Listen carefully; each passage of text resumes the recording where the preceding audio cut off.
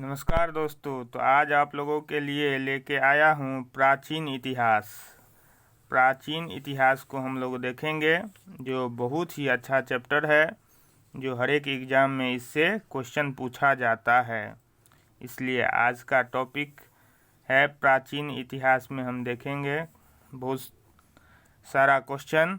तो बिना देर करते हुए, यदि चैनल पर नए हैं तो चैनल को सब्सक्राइब ज़रूर करें और लाइक और शेयर ज़रूर करें। तो चलिए शुरू करते हैं।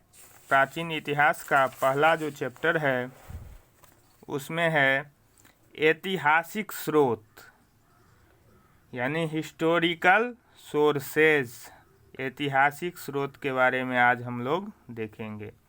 तो शुरू करते हैं। पहला क्वेश्चन जो इसमें दिया हुआ है, निम्नलिखित में से किन स्रोतों से भारतीय इतिहास के विषय में जानकारी प्राप्त होती है?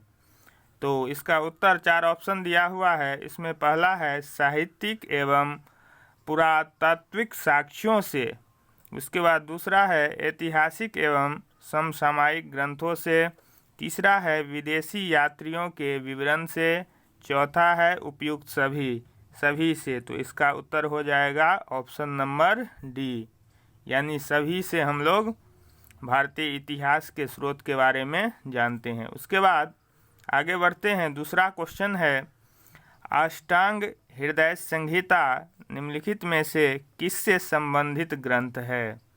अष्टांग हृदय संहिता निम्नलिखित में से किससे संबंधित ग्रंथ है? तो उसका ऑप्शन दिया हुआ है। पहला खगोल शास्त्र, उसके बाद है नीति शास्त्र, योग, आयुर्वेद। तो इसमें से कौन सा उत्तर होगा? तो इसमें से हो जाएगा आयुर्वेद। दूसरा क्वेश्चन का जो उत्तर होगा अष्टांग हृदय संहिता का, वो हो जाएगा आयुर्वेद से।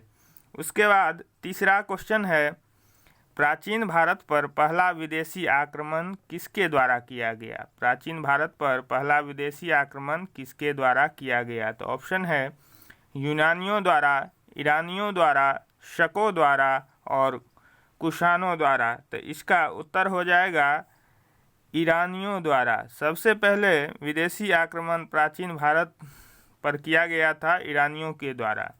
उसके बाद आगे बढ़ते हैं। चौथा क्वेश्चन देखते हैं हम लोग। इसमें है प्राचीन ऐतिहासिक ग्रंथ को सुमेलित कीजिए, यानी प्राचीन इतिहास के ग्रंथ हैं, ये ग्रंथ के नाम और ये हैं उनके लेखक। उसको बोला गया है सुमेलित कीजिए, यानी मिलान कीजिए। किसके साथ किसका मिलान होगा? तो महाभाष्य, उसके बाद है मालविकाग्निमित्र, उसके बाद मिक्ष्कटिकम, नीति शास्त्र। तो इसका उत्तर हो जाएगा ऑप्शन नंबर, महाभाष्य को किसने लिखा है? तो उसका हो जाएगा 4 का सी ऑप्शन हो जाएगा। पहला है महाभाष्य का किसने लिखा है? महाभाष्य को पतंजलि से मिलान करेंगे। उसके बाद है मालविकाग्निमित्र का जो है वो हो जाएगा आपको पहला, कालिदास लिखे हुए हैं इसको। उसके बाद है मिक्ष्कटिकम को शूद्रक ने लिखा है, इसके लेखक शूद्रक हैं। उसके बाद है नीति शास्त्र को किसने लिखा है? तो नीति शास्त्र को आप लोगों को कामंदक जी ने लिखे हैं। इनके लेखक कौन है? कामंदक जी। तो इसका ऑप्शन हो जाएगा ऑप्शन नंबर सी। उसके बाद आगे बढ़ते हैं। 16 महाजनपदों की जानकारी किस बौद्ध ग्रंथ से प्राप्त होती है? 16 महाजनपदों की जानकारी किस बौद्ध ग्रंथों से प्राप्त होती है? तो किस ग्रंथों से? ऑप्शन है अंगुत्तर निकाय, उसके बाद है महावस्तु, दीपवंश, महावंश। तो इसका उत्तर हो जाएगा 5 का ए, अंगुत्तर निकाय। उसके बाद छठा क्वेश्चन है मौर्यकालीन इतिहास के विषय में सर्वाधिक जानकारी निम्न में से किस स्रोत द्वारा मिलती है? तो किस स्रोत द्वारा मिलती है? ऑप्शन है अभिलेखों द्वारा, बौद्ध ग्रंथों द्वारा, तात्कालिक मुद्राओं द्वारा, पुरातत्व द्वारा। तो इसका ऑप्शन हो जाएगा ऑप्शन नंबर ए, अभिलेखों के द्वारा मौर्यकालीन इतिहास के विषय में हमें सबसे अधिक जानकारी प्राप्त होती है। उसके बाद आगे बढ़ते हैं। उसके बाद 7वां क्वेश्चन पे आते हैं, देखते हैं 7वां क्वेश्चन क्या कहा गया है। पश्चिमी भारत में खरोष्ठी लिपि का प्रचार किनके संपर्क के पश्चात प्रारंभ हुआ था? यानी पश्चिमी भारत में जो खरोष्ठी लिपि थी उसका प्रचार प्रसार जो हुआ था किसके साथ मिलकर किया गया था? तो इसका ऑप्शन दिया हुआ है यूनानियों के संपर्क के बाद, ईरानियों के संपर्क के बाद, उपयुक्त दोनों के संपर्क के बाद, उपयुक्त में से कोई नहीं। तो इसका उत्तर हो जाएगा ईरानियों के संपर्क के बाद। उसके बाद आगे बढ़ते हैं, 8वां क्वेश्चन पे चलते हैं। इसमें भी फिर से आ गया है चीनी यात्रियों के विवरण के अनुसार सुमेलित कीजिए, यानी मिलान कीजिए। इसमें किस किस के साथ मिलान होगा? इसमें दिया हुआ है चीनी यात्री और उनका विवरण। तो देखते हैं 8वां का फाहियान। तो फाहियान के साथ क्या हो जाएगा? चंद्रगुप्त द्वितीय के समय की राजनीतिक स्थिति। तो पहला का ऑप्शन पहला हो जाएगा इसमें। उसके बाद है हेनसोंग। तो ये किसके साथ है? हर्ष के समय की राजनीतिक स्थिति। तो इसके साथ ये हो जाएगा। उसके बाद इत सिंह का हो जाएगा वेशभूषा, खान पान।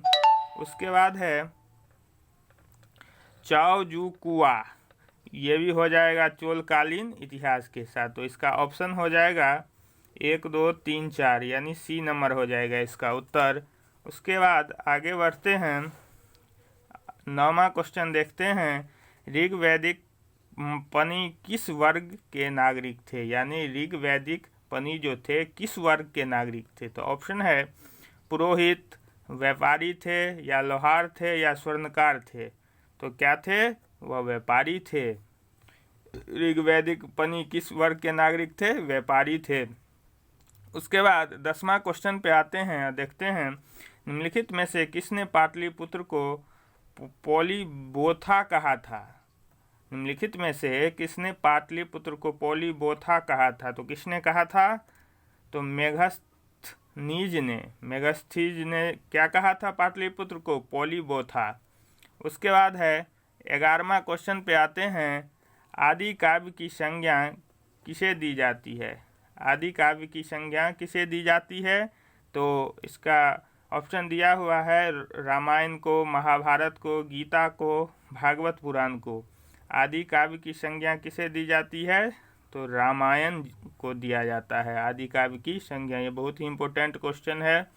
उसके बाद है सत्यमेव जयते शब्द किस उपनिषद से लिए गए हैं? ये भी बहुत ही अच्छा क्वेश्चन है जो बार बार एग्जाम में पूछा जाता है। सत्यमेव जयते शब्द किस उपनिषद से लिए गए हैं?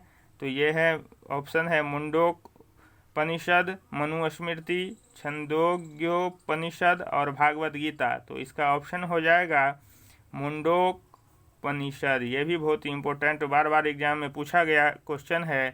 तो आज का जो टॉपिक था प्राचीन इतिहास के बारे में हम लोग देखे हैं। अब अगला इसका जो प्राचीन इतिहास का जो दूसरा टॉपिक है हम लोग अगले वीडियो में देखेंगे।